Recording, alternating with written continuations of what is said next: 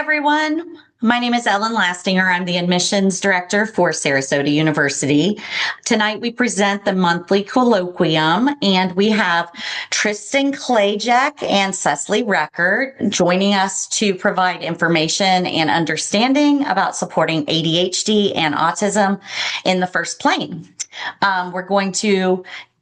They are going to encourage reflection on how we prepare ourselves and our environments to truly honor the child. And I'm going to go ahead and pass it over so that they can begin. They'll do their own introductions that will be way better than mine. And we will just start now. All right. Thank you so much, Ellen. Again, everybody, welcome to Guidance and Support to Honor the Child, a Montessori perspective on neurodivergence and family partnership. As Ellen just said, my name is Tristan Kladzyk, and I've been involved in Montessori education for many years. First as a Montessori child myself back in the 80s, and for my entire adult career as an educator, a trainer, a speaker, coach, and also a mother of soon-to-be 18-year-old twins, and they are also Montessori children. I'm also currently in the process of earning my master's degree in social work to become a licensed clinical social worker with a plan to work mainly with autistic and ADHD children and families. And Seslie and I, we've known each other and worked together for the last 8 years. First as a teaching team at Mariposa Montessori School in Austin, Texas in 2018, and then for the past 4 years online. And I also had the privilege of being her youngest son, Benji's teacher in the toddler environment there. And now I'll pass it on to Seslie. Pina Kotu. Hello to all. I'm Seslie Recker. I'm an infant-toddler Montessori guide, and I live on the South Island of Aotearoa, New Zealand, with my 2 children and my husband. This is a picture of my 2 children. My oldest son is ADHD, which is a combination of autism and ADHD with other co-occurring conditions. And my youngest son is autistic and non-speaking. Both of my children have had 2 different experiences in school settings. My oldest child has struggled in school settings since he was a toddler, and we are now homeschooling. My youngest son attended Montessori from 3 months old until he was 5, and he now attends a specialist school. This presentation started as a series of conversations between Tristan and me when we first presented on this topic back in 2024. And I love just how throughout the years, whenever we revisit, it takes on a new shape. Over the past 7.5 years, I've collaborated with early childhood intervention teachers, speech therapists, physiotherapists, and school staff to ensure my children received the support they needed. I also know what it's like to be told by a school that they can no longer support my child, what it feels like to be overwhelmed, scared, and even angry.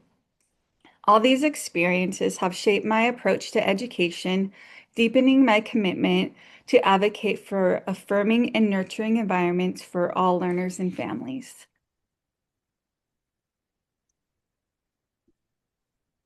Today, we will be exploring the challenges faced by children, families, and schools in fostering neuro-affirming environments.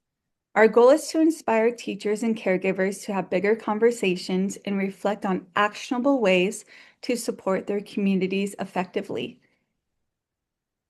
While it's tempting to look for quick fixes when we're faced with challenges, we do need to keep our eyes on the bigger picture. Instead of constantly putting out fires, we should be planting a forest. If we rely on temporary solutions like a Band-Aid, we'll find ourselves stuck in the same cycles. Everything is interconnected, and it always comes back to the prepared adult. Real change requires patience, consistency, and trust in the process, allowing our efforts the time they need to take root and create lasting impact. So we wanted to share this with you that as Montessori educators, we want to acknowledge that we do not diagnose children. but we focus on supporting their unique needs through classroom accommodations and collaboration with families and others working closely with the child, helping them reach their potential and embrace their strengths.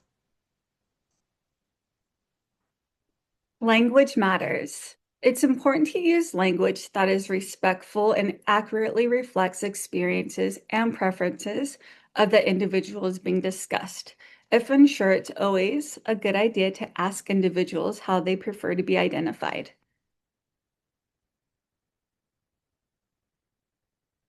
Before we dive in, I will go over the following terms so we can have a shared understanding of their meaning. So first up is non-speaking. Non-speaking means that you're not able to communicate reliably with speech. Many prefer this term over nonverbal, as nonverbal suggests a lack of language or receptive understanding of language. Non-speaking individuals have words but face challenges with speaking them. They may use core boards, the spelling method, or high-tech augmentative and alternative communication, also known as an AAC device, to communicate. Disabled and disability. Disability and disabled describe functional limitations that affect one or more of the major life activities, including walking, eating, learning, and breathing. Various laws define disability differently. It's important to recognize that not all autistic and ADHD individuals identify as being disabled. Disabled is not a negative or a shameful word. Inclusive. It involves removing barriers, addressing biases, and creating spaces where everyone feels welcome, respected, and supported, enabling them to fully engage and contribute. Over the last few years, the term inclusive has become a buzzword. At this point, being inclusive feels like the bare minimum. We really need to dig deeper and go beyond that. Neuroaffirming. It involves recognizing and celebrating who a person is, intentionally creating an environment that centers acceptance and respect. In practice, affirming actions and language reinforces an individual's worth, making them feel seen, understood, and valued. I think it's important to say that neuroaffirming practices are suicide prevention. Accommodations.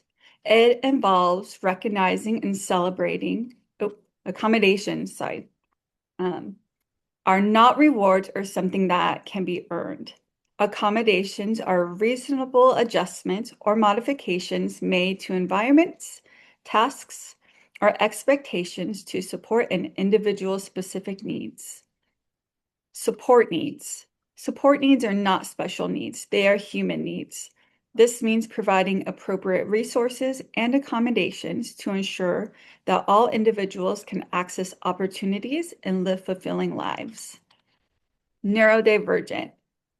Sometimes abbreviated by ND, neurodivergent means having a mind that functions in ways which diverge from the dominant societal standards of normal.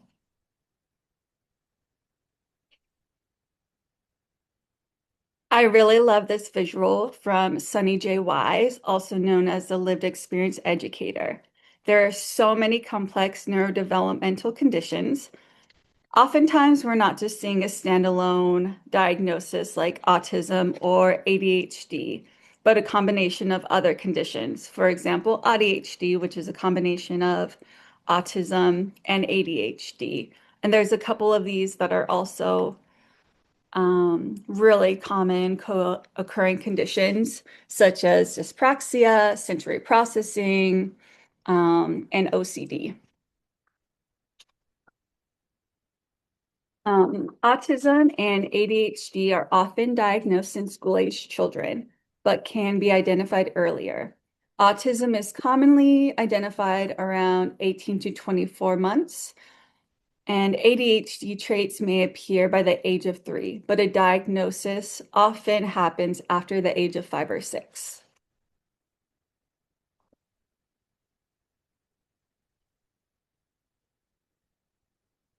So when Cecily and I were creating this presentation, one of the common themes that we kept coming across was the ongoing struggle that families face in finding schools that can accommodate their children's needs. This seemed to be a general school experience, but it did include some Montessori schools. One parent in particular shared this really insightful information that we wanted to share with you right now.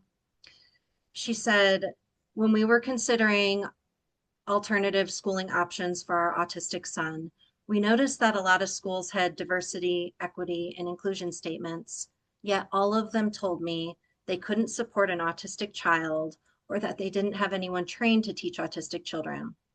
This means that they aren't diverse when it comes to neurotypes and brains, they aren't equitable if they cannot make accommodations, and they aren't inclusive if they only accept kids with no support needs. The responses in this thread from other parents overwhelmingly reflected similar challenges and frustrations.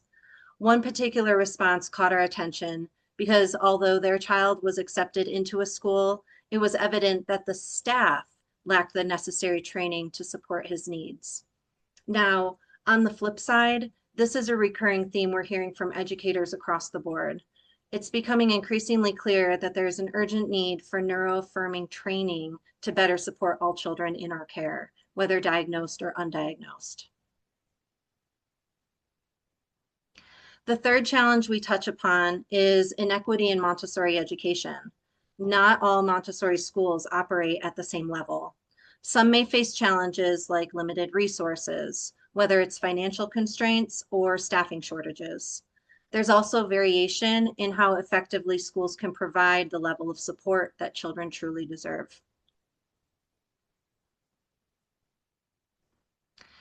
These challenges are universal and do require a shift in our beliefs and practices. So to address this, we're going to delve into the Montessori triad. We prepare the adult and the environment for the child. And this triangle that we have here to represent the triad was drawn by Ceslie's youngest son, Benji, one of the metal insets, the triangle metal inset. So today we're going to discuss the triad in the order of the child, the environment, both the classroom and the whole school. And we're going to finish with the adult. The child. Each child is the child. Each child is filled with the unknowable, unpredictable greatness of potential. Each child promises a redemption from the culture we've created, from the hate and the anger and the war and the hurt that surrounds us as adults. If we were able to recognize each child as the child, perhaps we may serve the child more fully. And this is one of my favorite quotes from the Tao of Montessori. And if you have the book, I invite you to, turn to that or find this in the book and read the whole quote.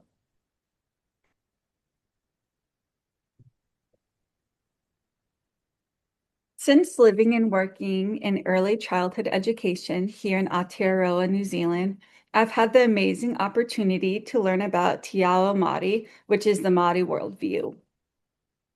Te Whare Tapa Whā was developed in 1984 by Sir Mason Dury, a leading Māori health advocate.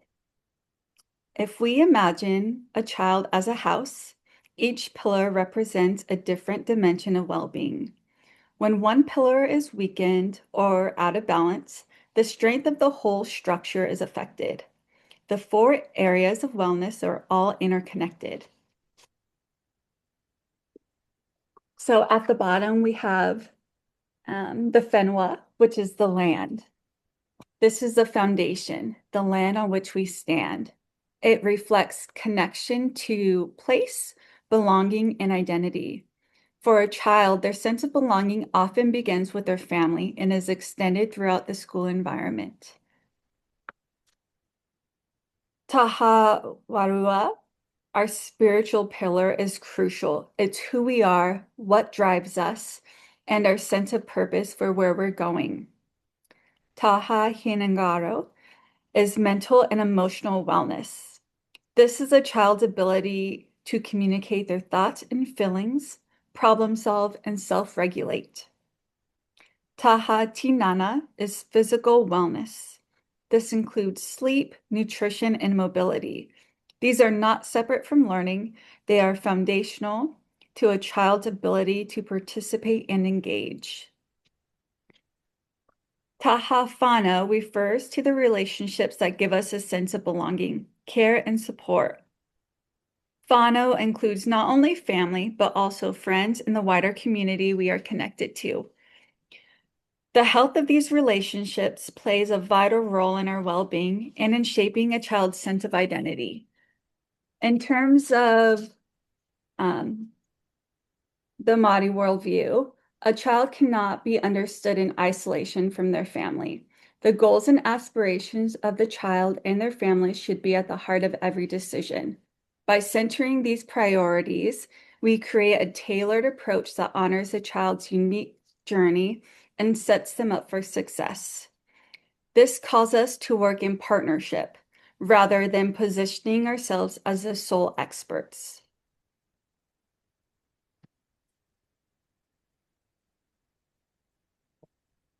Each child we have the honor of teaching is whole and does not need fixing. They come to us with diverse needs that deserve to be met in the most loving, respectful ways, including respecting their autonomy, presuming their competence, and honoring all forms of communication. It is possible to meet the children's needs by removing barriers and providing appropriate accommodations. If the most vulnerable children are not doing well in our environment, then none of them are doing well. When we talk about the child, it's also important to touch upon executive function skills. Executive function refers to cognitive processes that help us regulate thoughts, behaviors, and emotions. It includes skills like working memory, inhibitory control, and cognitive flexibility, which are essential for planning, adapting to new situations, and self-regulation. These skills develop through childhood, typically maturing by the early 20s. So let's touch upon these skills. We'll start with working memory. Working memory includes things like planning and organization, problem solving, prioritizing, and time management.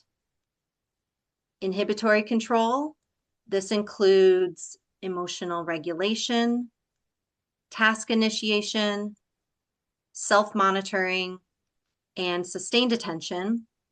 And cognitive flexibility includes things like flexible thinking and metacognition, which is the ability to reflect on and adjust your own thinking and learning processes, which will help you to develop awareness of your actions and problem-solving approaches over time. As children are developing these key executive function skills, it is crucial that we support them through this process. It's important to recognize that young children, the ages that we're working with, are still developing these functions, and ADHD children may experience even greater difficulty with them. Understanding this can help us provide more effective support. So on this slide, we're going to highlight why executive function matters. It matters because it's the foundation of learning, it builds independence, and it fosters autonomy. And below, I'm going to give some examples. And while I have associated these examples with autistic and ADHD individuals, they are not exclusive to them. Any child who needs this kind of support can benefit from these approaches. So we can support executive function in the following ways. Through structured freedom, be clear and kind. That is my favorite saying that I share with so many people, clear and kind. Make sure your messages don't leave room for confusion or misinterpretation. If they can, refine your message. So for an autistic child, instead of saying something like, it's almost time to clean up, provide a visual timer and clear transition cue. When the timer rings, we will put our work away and gather for a story. For an ADHD child, instead of you need to finish your work before you go outside, give a clear step-by-step expectation. First, place all the pieces back in the tray. Now put the tray on the shelf. Now you can get your shoes to go outside. Breaking it down reduces overwhelm and supports task completion. Next is role modeling. We do this already all the time in Montessori, and we might need to do it more often or come back to certain themes throughout the year. So for an autistic child, you could demonstrate how to ask for a turn with a material.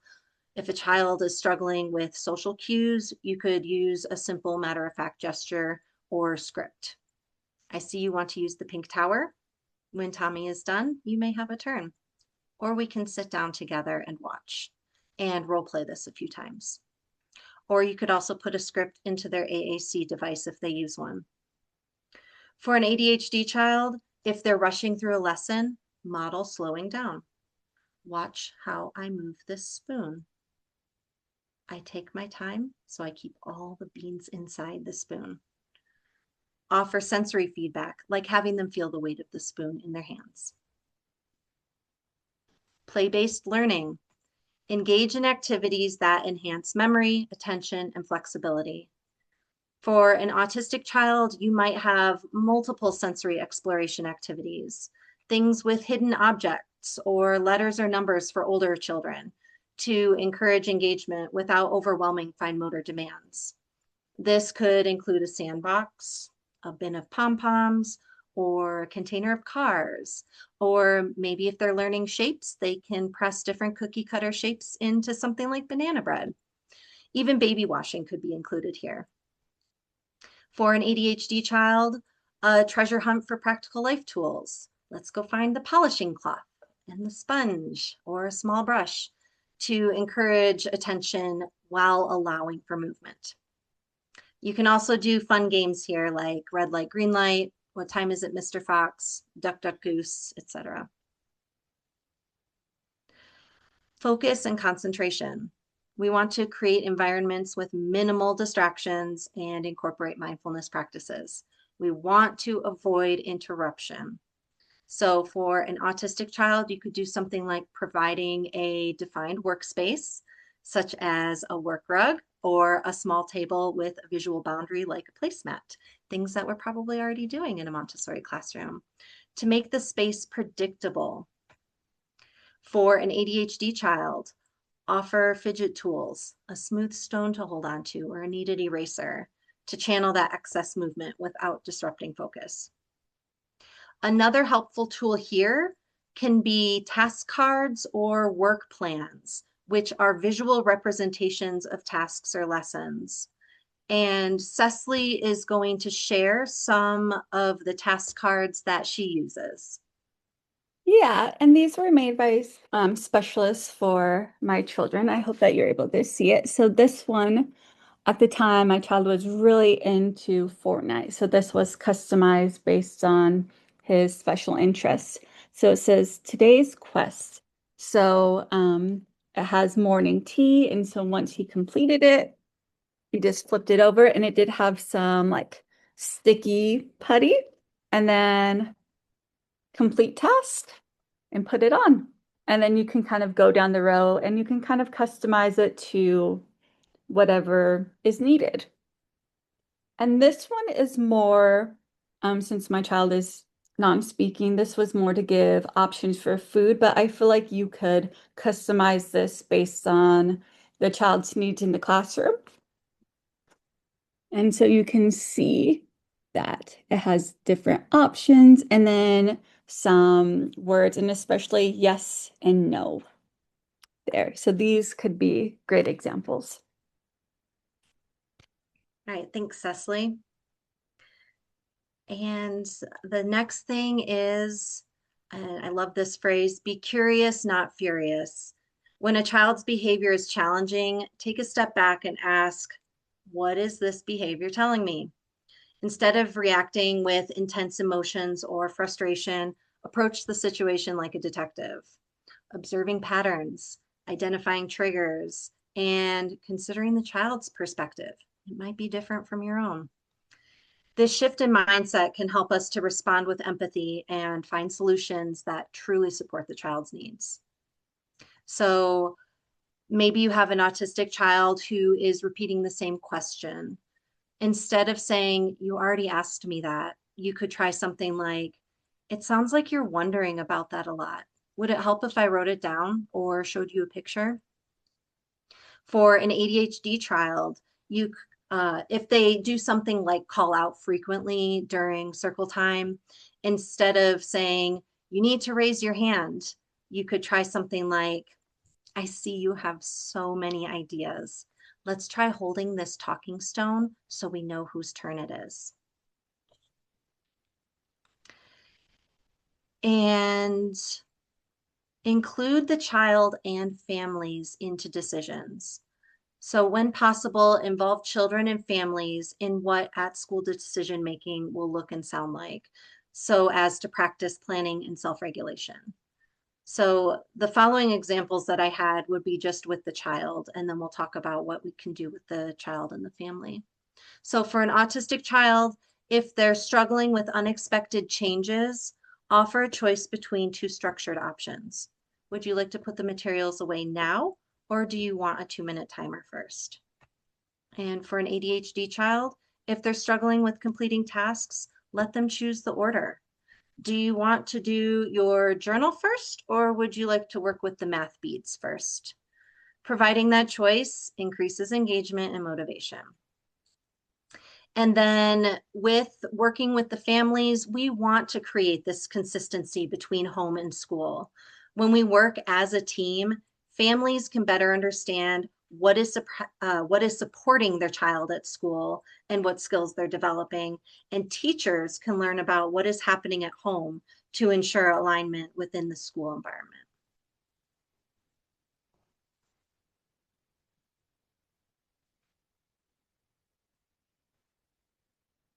The environment, classroom accommodations. Accommodations are not about allowing children to do whatever they want. They are intentional supportive strategies put in place to meet the needs of children. They do not have to be earned. Some examples of accommodations include sensory supports. There are so many possibilities. You can create warm and inviting sensory-friendly classrooms by implementing soft lighting, cozy rugs, and comfortable seating. Have consistent anchoring spaces such as one-person work tables. This gives the child a space to work independently and can reduce some stress if they're feeling overstimulated. You can offer tools like noise-canceling headphones, visuals throughout the environment, manipulatives, weighted lap pads, and offer extra snacks and water breaks to help keep children regulated throughout the day. Be mindful of how you approach each child. Some may feel uncomfortable with adults in their personal space and may benefit from being approached from the front and spoken to down at their level. And opportunities for movement. Allow stimming. Stimming includes behaviors like rocking, hand flapping, finger tapping, and vocalizations such as humming or repeating words. For many autistic individuals, stimming helps regulate sensory input and eases anxiety. It can also be self-expression, communication, or a pleasurable activity. Incorporate movement breaks such as yoga, soccer, dance parties, or outdoor play. Let children move freely during work periods and offer options to stand at a table or have other alternative seating options like a yoga ball or a beanbag. And personally, in our home, we love a good peanut ball. This is kind of fun. And then we also have this yoga ball, and it also has legs, so it provides some stability, and especially if some children are dyspraxic, and have a weaker core, that could add some more stability. for them.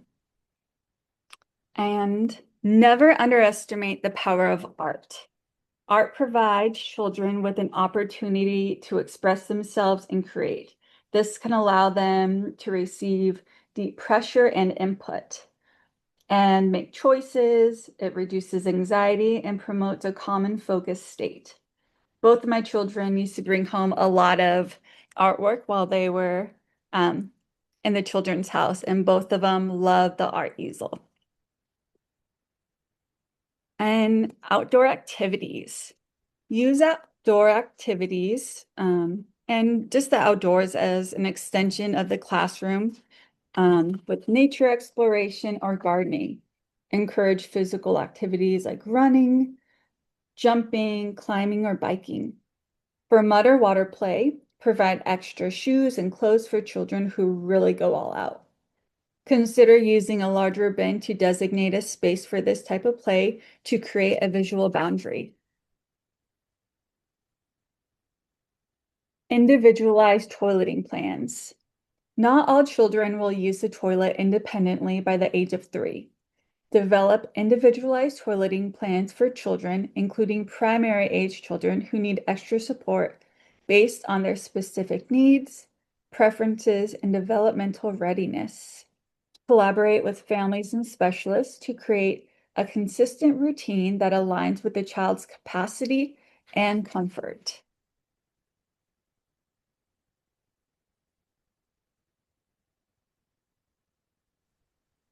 So now for the environment, we're going to talk about the whole school. And we first want to touch upon the role of school administration as the tone setters. School administration must be the tone setters for the whole school. This means that they set the tone of expectations of teachers, how to support the children and families in the school community, and meet the diverse needs of all children. This includes policies, the enrollment process, and the ways that they will communicate with families. At this time, we also want to stress the importance of ratios in our environments, especially in the crucial infant-toddler years. In many Montessori organizations, it is best practice to have a ratio in the infant community of 3 children per 1 adult, not exceeding 9 children. And in toddler environments, 5 to 6 children per 1 adult, not exceeding 16 children. Regardless of ratio, class sizes larger than this are not recommended. It has been found to be best practice to limit the toddler class size to 12 children. More than that, and children seem to get lost in the crowd. It negatively affects classroom management and compromises the close family-like community. There need to be plans in place on how to support ADHD and autistic children or any child or any needs of a child, regardless of diagnosis. This way, when a child comes to the school with any of these diverse needs, there will already be a plan in place. These procedures can be in classroom or school handbooks, parent handbooks, and teacher handbooks so that the information is available for anybody to see at any time. It should be concise and easy to navigate. And we also want to ask ourselves, do we, being the school administration and staff, have the tools necessary to be successful? If budget constraints are a concern, consider fundraising efforts. Be clear and transparent about your goals. Are you raising funds for professional development, classroom materials, or something else? Explore local resources. Could an occupational therapist or a speech therapist offer a training session for your staff? And families can play a valuable role in fundraising, and they may even benefit from attending some of these trainings. When parents see the value, they're more likely to engage and strengthen the school community. And we also want to mention that before you invite a specialist or guest speaker to your school, please ensure that their approach aligns with the Montessori philosophy and your school's mission and vision. And whenever possible, involve parents in these decisions to build that collaboration and trust that we've been talking about You would be surprised at how willing families might be to participate. One challenge that many schools are still feeling the effects of post-COVID is a sense of disconnection. And in larger schools, this can be even more pronounced. Families may be accessing different resources and supports, but that information isn't always shared among staff. And as a result, some children may be benefiting from certain strategies or services that others aren't even aware of. Since larger schools are more likely to have a higher number of children who need support, fostering collaboration among staff is essential. One way that this can be done is setting aside time during something like a staff meeting or a professional development day for collective brainstorming session. Teachers can have that time to talk to each other and share resources that they know families are using, what's working well for certain children, or how effective strategies might be implemented across classrooms. And this can be a great opportunity to create a list of schools that offer strong supports and accommodations, whether this is for children who are transitioning out of the school after graduation or children who may need to transfer to another school.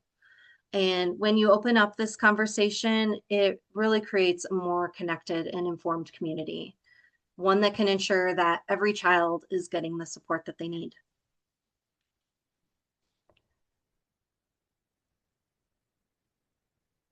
The adult. When researching and preparing for this presentation, we kept coming back to the prepared adult and environment. As adults, we put so much pressure on children to be compliant, but we are part of the environment. There needs to be a shift in how we see autistic and ADHD children, especially regarding behavioral expectations and the language that we use. We must embrace the discomfort of a slow process. There are no quick fixes. This work requires openness and curiosity because we won't always get it right. What worked yesterday might not work today, and that's completely normal.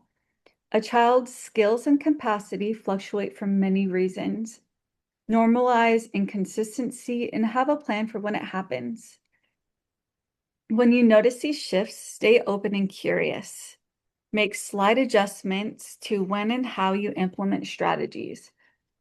Small modifications often lead to more successful outcomes. And observation is our greatest tool. It helps us see where we can soften and be more flexible. When trialing a new strategy, we need to be using it consistently for 6 to 8 weeks. If you remove one strategy, replace it immediately. And remember to have fun. Both children and adults deserve to experience joy in the classroom. And we also need to remember to take time to work on our own executive function skills. We especially need to have the ability to self-regulate, plan, and manage our own behaviors and emotions, because this is directly shaping the learning environment and the way that we support children in developing these same skills.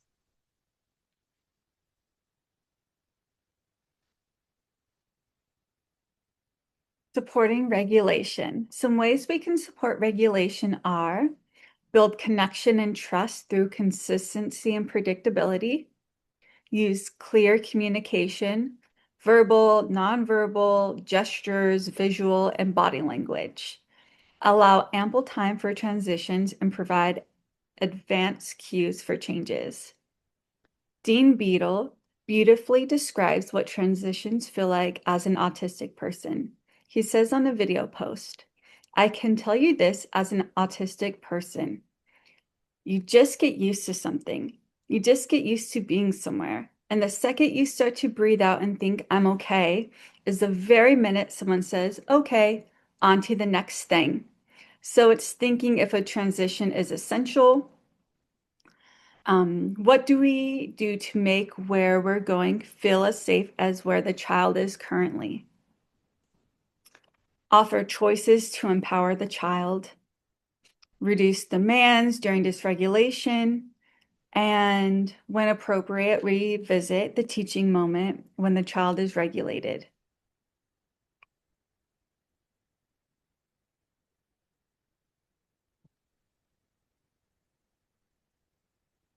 Seslie, I apologize. I think we lost your video. Could you try Yeah. sharing again? Or Tristan? Yep, I'm working on it. I don't Thank know you. what happened. My apologies. I don't know why it stopped sharing. Oh, it's technology. Yeah, it just disappeared. All right, it's coming back. Bear with me. And You're everyone, doing just so you great. know, we Thank you will so have a much. short time for questions and answers at the end. So we'll finish up the presentation and then move into that. Yeah, all right. Okay, let's try this one more time.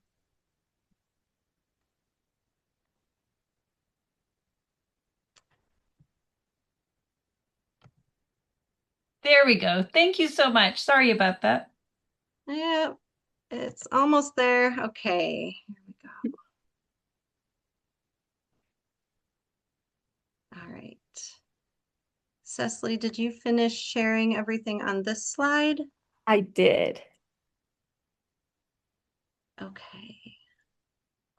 So, and I will add to this then that becoming a Montessori guide is a personal transformation that is moving away from traditional methods to embrace a whole child approach that supports academic, emotional, and social growth. This shift isn't just about new techniques, it's about aligning with the core values of education. The strength of Montessori today is its ability to create a flexible, supportive learning environment that respects each child's unique journey.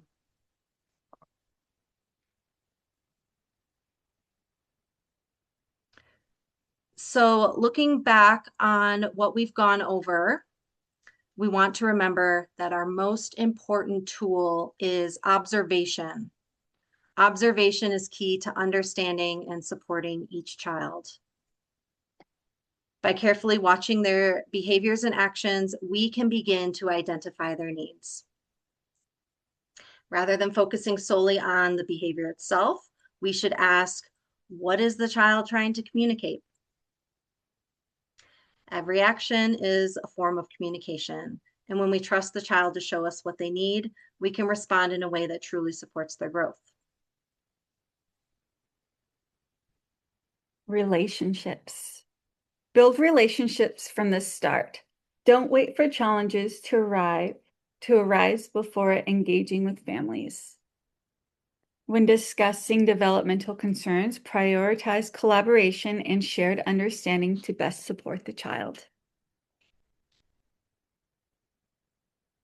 And then something else that's very important is training. So seeking professional development opportunities that emphasize strength-based approaches to supporting neurodivergent children. These approaches focus on the child's strengths and abilities, building upon what they do well, rather than fixating on challenges or deficits. And exploring comprehensive courses, webinars, blogs, podcasts that are designed for early childhood and toddler age children to further deepen your skills and understanding. Two resources that Cecily and I highly recommend are Learn, Play, Thrive and Public Montessori in Action. And we have that information on our reference slide as well that will be coming up. So to close, we want to share some insights from Amarette French, and she is an autistic educator and expert in Montessori education, particularly in supporting neurodivergent children. In her workshop, Montessorian Autism, Answering Your Questions, she made an important point. As Montessori becomes more mainstream, we tend to forget that Dr. Montessori worked with disabled children first. She shared a story of a parent who was told that Montessori couldn't accommodate their child. Her response was powerful. How were they unable to? By not doing so, we dishonor Dr. Montessori and her work.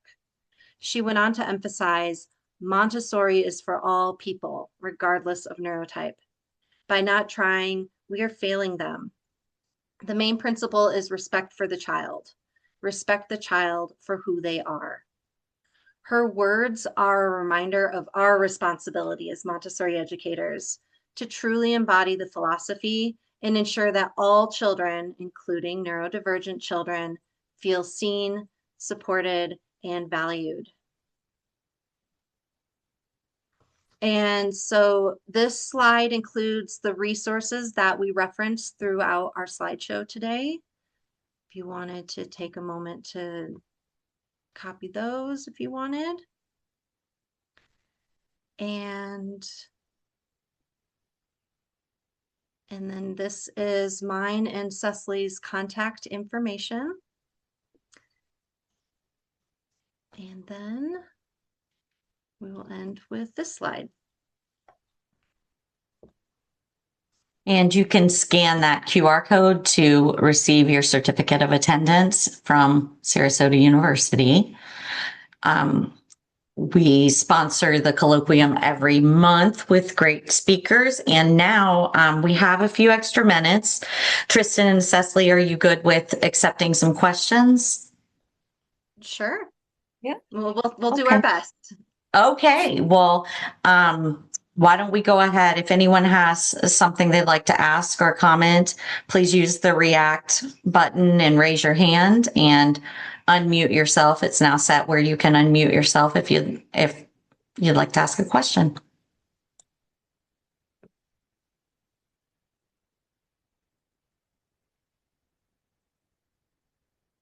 We have a question from Melissa Romero.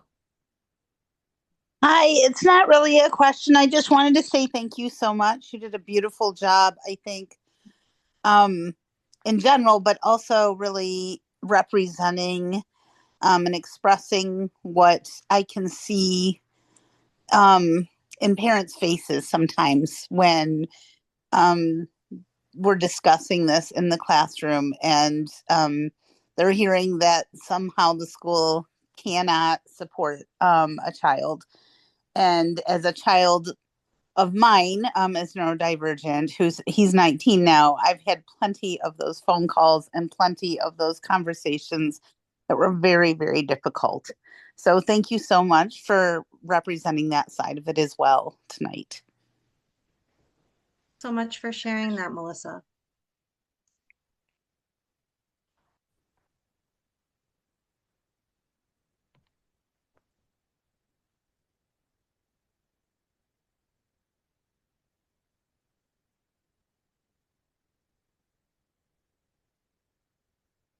Okay, well, it looks like we don't have any other questions unless somebody gets something really quick and raises their hand before I can finish this. But we are currently enrolling for all of our programs at Sarasota University. We have the bachelor's completion program, the 2 master's programs, and the doctoral program, and all of the courses are 100% online.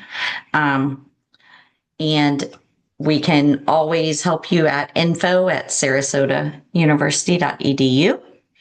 And again, scan this code that is up on the screen, and you should come to a form to fill out to get your certificate. Dr. Pollack, did you have any other thing to say? I would just like to say, express my deep gratitude to Tristan and Seslie for their presentation today. This is really big work. And I couldn't agree with you more that the culture, the inclusive culture that tone has to be set from the top. It has to be infused throughout the campus. And it's truly a partnership between the school and families to make sure that every child is seen, heard, and embraced for who they uniquely are. Thank you so much for sharing. And this video I'm so sorry, Cecily, please go ahead. Oh, I was just going to say thank you. Yeah, this was a really wonderful opportunity. This video will be available on our YouTube channel within a week or so. And I think that I had talked to Tristan and Seslie. They will have their slideshow, or at least their page with the resources on it as well. So that will be available to you. And we have a message from Dabika that says, thank you. So I think that's all we've got for tonight. All right. Well, take care, everyone, wherever you are in the world. If you're in Texas, stay dry. Houston area is getting a lot of rain, so we welcome that. And everybody stay safe wherever you are. And again, remember to reach out to us at Sarasota if you're interested in any of our degree programs. We'd love to talk to you. Thanks again, everyone. Have a good evening. Bye. Thank Bye, you. everybody. Bye-bye. Good night. Bye.